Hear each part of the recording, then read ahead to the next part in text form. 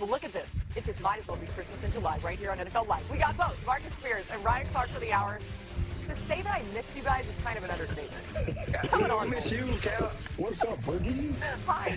Okay, we're going to leave our pleasantries for the rest of the show. Like, you're just going to see it throughout. But let's get started here. Aaron Rodgers got his pass catchers together. This is something we should do as a group. Some good old-fashioned Western fun. Tough. Look at that. He posted pictures to Instagram over the weekend with the caption, "Last Rodeo." Now let's take a look at some notable final seasons for Hall of Fame quarterbacks as we see Rodgers with a Cowboy hat on. All right, so John Elway went out on top, leading the Broncos to their second straight Super Bowl title in 1998. Elway threw for 336 yards in Denver's rout of the Falcons in the Super Bowl. Did not go as well for Dan Marino, who dealt with injuries in 1999. Marino had 12 touchdowns and 17 interceptions. And his final game was a 62-7 loss in the divisional round. Peyton Manning struggled in 2015 as he dealt with multiple injuries that sidelined him for the latter part of the regular season. However, Manning returned for the playoffs behind a dominant defense, winning his second Super Bowl. So we're talking about all this, these older quarterbacks, because that's what Aaron Rodgers is. RC, if this is the last rodeo for Rodgers, what's the ceiling for him in the Steelers? I mean, the ceiling for this team is what we've been seeing the last few years, right? This team could be slightly above average. Aaron Rodgers could get this team to 9 wins or 10 wins, and you maybe sneak into the playoffs or you're fighting for a wild card. Nobody expects this team to compete with the New England Patriots, the Buffalo Bills, the Denver Broncos, some of the top rosters in the AFC. And the Pittsburgh Steelers made a decision, Swagoo and Cap. They made a decision that they weren't going to rebuild the last 2 years. They weren't going to go to try to find their quarterback of the future. They were going to try to compete at whatever level that may be. I believe that's a big reason they went out and hired Mike McCarthy as well. But this team offensively still has holes. This team, from a defensive standpoint, has to get better on the second level at the linebacker position. And so I think that they can be competitive. I think that they could fight, be the second or third team in the AFC North and fight for that wild card. But again, we'll be home by the divisional round thinking to themselves, are we stuck in quarterback purgatory, or is our next guy in the draft in 2027? Yeah, RC, we've talked about this for years, about whether the Pittsburgh Steelers is just tear it down and restart from everywhere. But as you see Aaron Rodgers sign this 1-year, $22 million deal. By the way, guys, I'm 43 years old. I wish I could sign a 1-year, $22.5 million deal to do any damn thing. All right, but I look at who they acquired. I love Pittman. That was a concerted effort because Aaron Rodgers has a lot of experience with big body receivers that can win one-on-ones, even in close coverage. He still has that accuracy. He still has the arm strength. And obviously you pair him with DK Metcalf. But what this really boils down to, and I know y'all remember a few years ago when we talked about Tom Brady and his retirement, you have to keep him upright. And how fearful is he going to be about unblocked rushers? Remember, this team was a lot of dink and dunk. They couldn't find explosive plays outside of DK Metcalf last year a couple of times. But now you add Pittman, the backfield with Jaylen Warren and bringing in Rico Dowdle, who I think is a hidden gem for a football team to have a dual backfield like that. But it'll be about Aaron Rodgers' protection more than anything else involving the Pittsburgh Steelers. Hey, y'all, even outside of protection, like, what is defense going to do? Right? Think about all the money that they spent on that side of the football. And some of the things that we were seeing during the season last year. How can Jalen Ramsey play at the safety position? Can he play at an all-pro level like we saw Charles Woodson do late in his career in Oakland at the safety position? On the second level, Peyton Wilson and Patrick Queen, can they step up and be those physical forces? And you know this as well as I do, Swagoo. When you got 3 dudes getting paid to rush the passer like those 3 dudes are, you need plays made on the quarterback. You need sacks, you need sack fumbles, and you need impact plays. If they can do that, that can be a recipe for success for this team instead of expecting Aaron Rodgers to be the Aaron Rodgers of old as we watched him win 4 MVPs. Peyton Manning, it was defense. Tom Brady, it was defense, if you remember down the stretch. Can it be defense for Aaron Rodgers? Hey, just before we move on, I got one question for you guys. Are you guys in the same hotel room? Like, the only difference is that RC's got a little plant there. You can't even see it right now. No, there's a plant. I'm in a massage room, actually. I went outside and got this shrubbery, and I also got me a little lamp right here, so in case they pan out, it doesn't look like I'm a hostage the same way Swag is. Swag, get you a piece of paper and put "I am safe" or blank twice if we need to come get you. Swag, are you safe? He's not safe. No. I'm good. I'm in Austin getting Julie settled in school, man. All right. Let's go now. Let's go. Hey, we're gonna give some good love to him a little bit later on. So stay tuned to hear this proud papa talking about his son. Let's talk a little bit more about some linebackers. We got our defensive guys on the show today. Jeremy Fowler continued his offseason series where he had league executives, coaches, and scouts vote on the best player at each position. Today's article ranks the best off-ball linebackers in the NFL. Despite playing only 6 games last season due to a fractured ankle, Fred Warner takes the top spot for the 4th straight year, as he should. The number 2 spot is also the same for the 4th straight year. That's occupied by Roquan Smith. Rounding out the top 3 is last season's Defensive Rookie of the Year, Carson Schlesinger. All right, so as for Warner getting the top spot despite the injury last season, one NFL coordinator told Jeremy, quote, he diagnoses faster than anyone. That's really his secret sauce. Processes the game at an incredibly fast level. It makes sense when you think about the way that he plays. Marcus Warner and that 49ers defense, they're going to have their hands full in the division with the Rams and the Seahawks offenses, those quarterbacks, and just the offenses as a whole. Have they done enough this offseason to try and slow them down? Well, look, you definitely getting the piece back to help tremendously. And Fred Warner coming off injury, Drake Greenlaw coming back. If you remember, he was very successful with San Francisco. Raheem Morris with his aggressive nature. I don't think you can be a sit back and catch defense in this division. You have to try to affect the quarterback, and I'm sure that's going to be one of the calling cards for the San Francisco 49ers. And by the way, let's give Robert Saleh some credit from last year. With all the attrition and injuries on this defense, they managed to find ways to get off the field at important moments. I think this is absolutely elevated, like everybody is, with Fred Warner being back in the middle.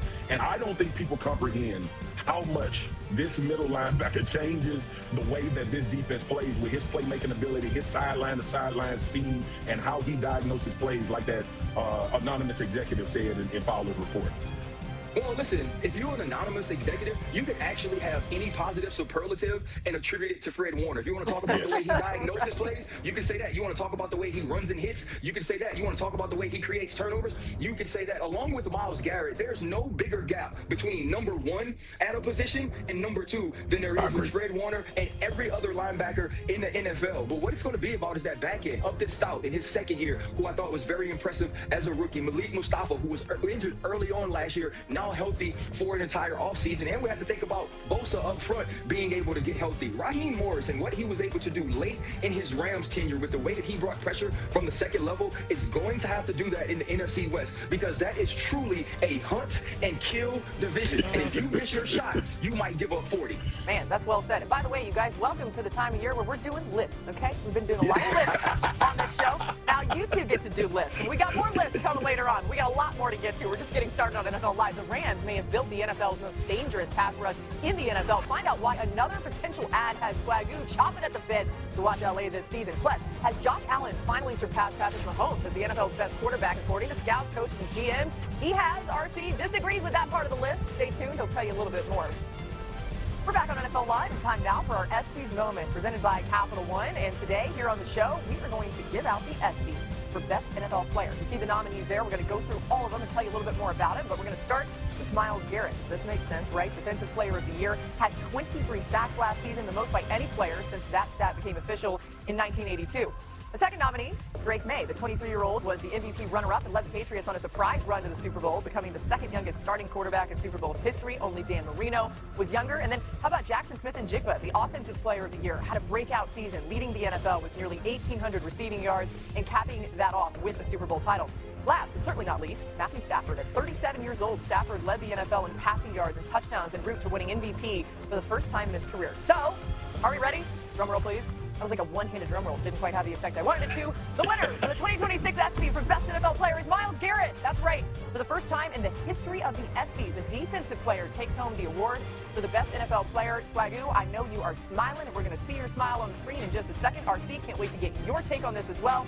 But Swag, you like this pick for the ESPYs? The Best NFL Player is Myles Garrett. Do I like it? Do I like it? I love it. First of all, they finally giving defensive players some credit for being one of the best players. This is a huge acknowledgement for everybody that votes for this particular award during the year.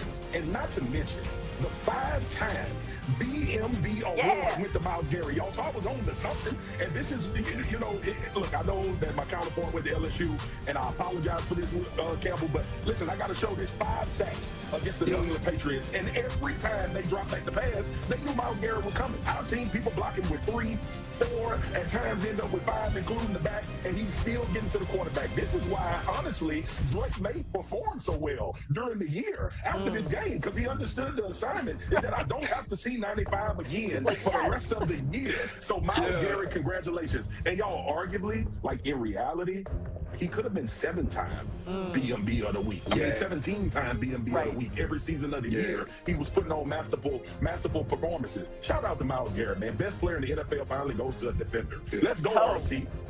You know what the craziest thing about this is, my friends? The team he played on was absolutely terrible.